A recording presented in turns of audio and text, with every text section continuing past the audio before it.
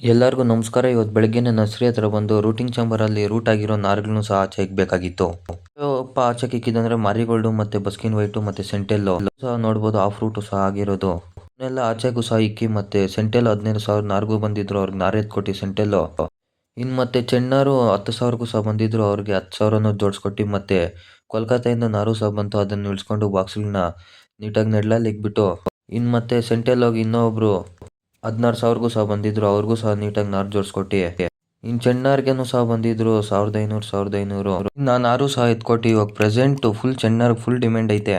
Poly house ಅಲ್ಲಿ ಬೇಸಾಯಗಳು ಸಹ ಹಾಕ್ಬಿಟ್ಟು ಸಾಲ್ ತೆಗಿಬೇಕಾಯ್ತು, ಅದರಿಂದ ನರ್ಸರಿಯಲ್ಲೇ ಬೇಸಾಯಗಳನ್ನೆಲ್ಲ ನೀಟಾಗಿ ಮಿಕ್ಸು ಸಹ ಮಾಡ್ಕೊಂಡು ಆಗ್ತಿರೋ ಬೇಸಾಯ ಯಾವ್ದಾವ್ದಪ್ಪ ಅಂದ್ರೆ DAP, ಹೊಂಗೆ ಹಿಂಡಿ, ಬೇವಿನ ಹಿಂಡಿ ಮತ್ತೆ NPK, ಎನ್ರಿಚ್ ಅಂತೇಳಿ ಇವು ಸಹ ಹಾಕಿ ಮತ್ತೆ ಅವ್ನು ಮಿಕ್ಸ್ ಮಾಡ್ಕೊಂಡು ಮೂಟೆಗಳಿಗೆ ಎತ್ಕೊಂಡು ಅವನು ಸಹ ಟ್ಯಾಕ್ಟರ್ಗೆ ಹಾಕೊಂಡು ಇನ್ನು ಎತ್ಕೊಂಡು ಹೋಗಿರೋ ಮೂಟೆಗಳನ್ನೆಲ್ಲ ಗ್ರೀನ್ ಹೌಸ್ ಅಲ್ಲಿ ಇಡ್ಸ್ಕೊಂಡು ಒಂದ್ ಸೈಡಿಂದ ಎತ್ಕೊಂಡ್ಬಂದು ಕೊಡ್ತಾ ಇದ್ರು, ಇನ್ನೊಂದ್ ಸೈಡಿಂದ ಹಾಕೊಂಡು ಸಹ ಹೋಗ್ತಾ ಇದ್ರು ಸೆಂಟ್ರಲ್ಲಿ.